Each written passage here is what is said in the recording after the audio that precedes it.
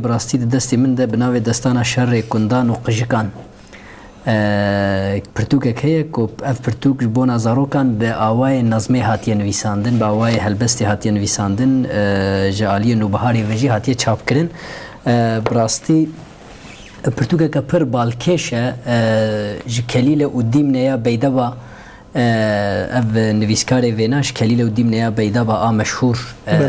بنظمه ورگران دیا کردی قسمه کشی ورگران دیا کردی و آوای که خوشی براستی چه کریه وقت دست پیک اوی است خوازم پیشکشی تماشاوانم بکن دا کو هنکی چیروکان ببیرا مبینه زمانه که خوش بکارانیه و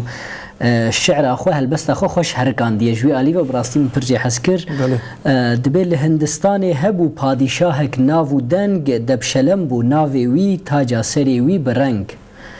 لروجاوا روجهلات لباشور و لباکور بریار و فرمان وی توجبون وکی دویشور ویرک و جنگباز و گلک زیرک و بطور تمنی وی جوان بو اوجی جمالباتا فور وی تم دخواست بزانه همی رنگ و بندین شر چاوا بسر دکوین میر و پاشا و ریبر فیلسوفک هبوی اوجی لهندستان درگاه اوی بوبو مینان دبستان مینان مکتبی دگوتن وی بیدابا خوندوان به هزاران لجم پرورده دبون صبحان تا ایواران رومت و بابتا وی دپاراستن لسردست روشنبیر و هنرمند لبر دبون کمربست دست خو لبری گرید بدان روژه که دبشلم و بیدابا لحف ایورین لسر چرخا جیانه به هفو دن شیورین دبشلم گوت بیدابا فیلسوف پردلال گر نیار تخوستو هات بترا بو هوال دات بخت و باوری جمیلاک و جان و دل گلو هی جدلی وی درکوین کین و کل لجم من پر گرینگ ماموسته هزاران چاوا مروف دکاره ببا دوست نیاران بشا اول قسم اول دست پیکا وی